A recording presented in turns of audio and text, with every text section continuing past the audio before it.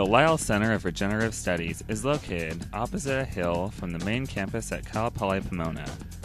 The Lyle Center of Regenerative Studies is home to many innovations in research from solar panels to going green.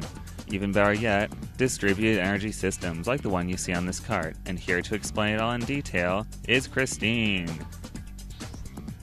Hi, my name is Christina. I'm a third-year graduate student in Regenerative Studies. I also work at the office here at the Lyle Center for Regenerative Studies, and I'm going to show you some of the solar installations we have at the center today.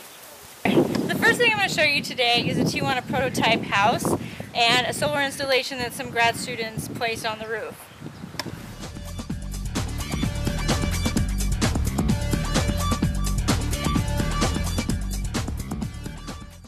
Here's a tour of the house and our distributed energy system. So this is actually a prototype for a house that would be built in a situation in either Tijuana or Tecate in Baja California for part of the Habitat 21 for Sustainable Settlement. So this is for for people living in colonias who don't have a lot of materials to build with, and definitely they could have a very small solar system to power some lights so that they will be able to not have to burn kerosene or the need to have the power grid connected to their home.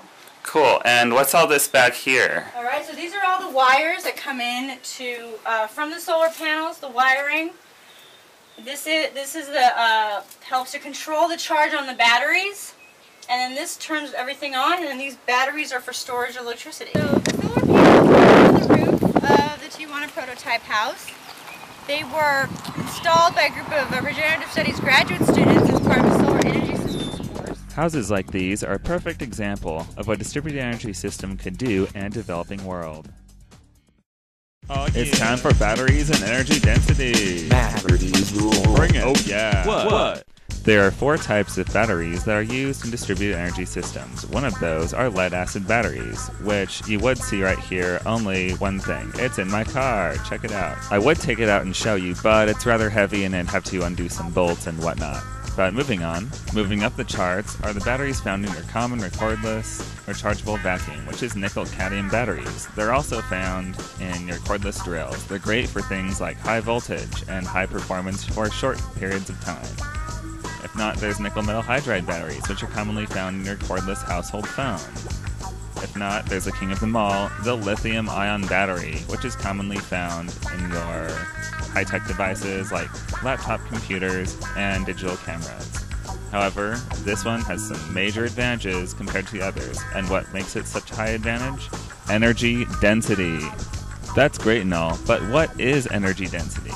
Well, energy density is the amount of energy you can store per given weight unit. The more energy in the smaller space, the better. Check out this graph. When you look at this graph, you'll notice that energy density is rated by watt-hours per kilogram. And on the far right, you'll notice cobalt lithium ion. It's currently in the experimental stage.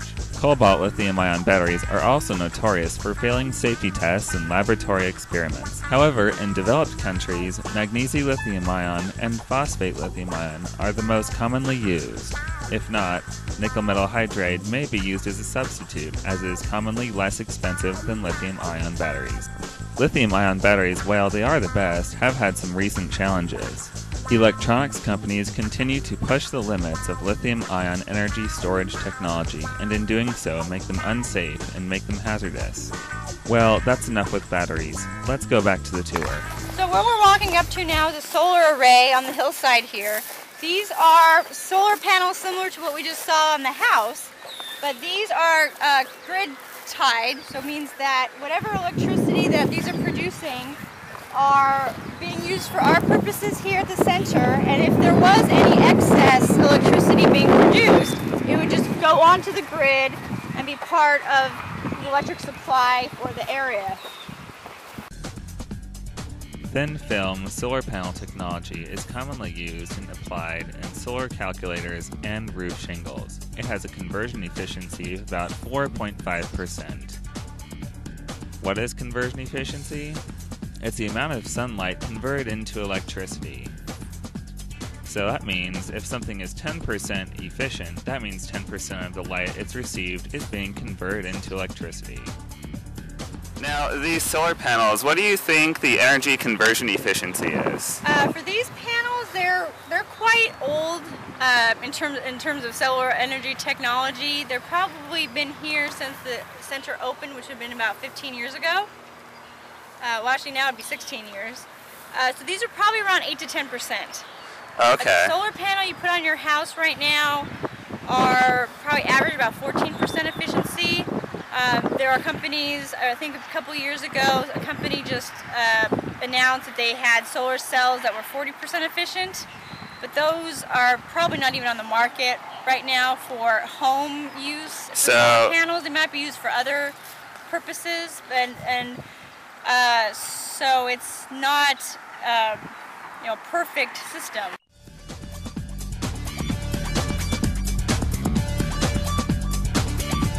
Very cool.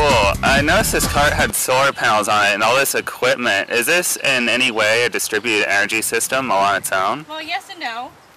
This system shows what a photovoltaic installation would be like if you had one in your home. So it has the solar panels, it has the grid-tied inverter, it has a DC disconnect panel, the AC disconnect panel, it has a meter, it has the battery inverter as well.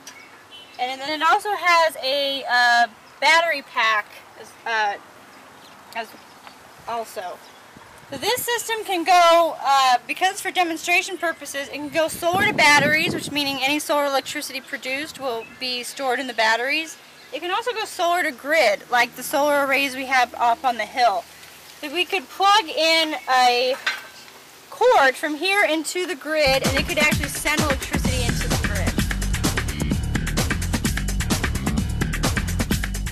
Alright, let's sum up what we've learned today. Distributed energy systems consist of a solar panel, followed by battery packs to charge during the day, and of course, AC to DC converter and other electronic devices. The most practical solution for this is in developing countries. Thank you for joining me, and now you can laugh as my head gets cut off across the top and hideously out of frame. Alright, well thank you so much for showing us around today, Christina. You're It's welcome. been a great pleasure. Right. I've learned a lot and I'll be sure to share this with my class. Great.